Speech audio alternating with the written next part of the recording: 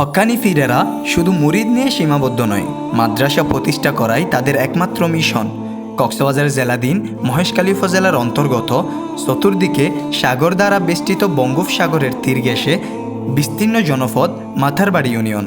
আজকে এই এলাকা অনেকটা সম্ভাবনাময় হয়ে গড়ে উঠেছে। আমার কাছে সত্যি অনেক অবাক লাগে।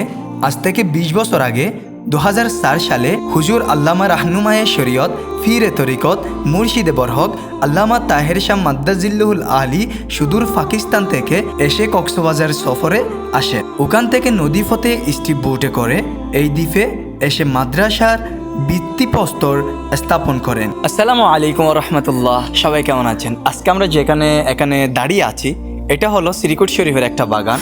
এক প্রকার একদিকে আছে মসজিদ, আল্লাহ তাআলার গড়, পবিত্র কাবার একটা অংশ যেখানে আমরা মসজিদে নামাজ পড়ি, আর অপর দিকে আছে শ্রীকুট শরীফের একটা বাগান। ৪১তম আওলাদ রাসূল সৈয়দ মোহাম্মদ তাহের শাহ মাদ্দাজিল্লুহুল আলী এর প্রতিষ্ঠিত একটা মাদ্রাসা, তৈয়বিয়া তাহেরিয়া সুন্নিয়া বালিকা দাখিল মাদ্রাসা।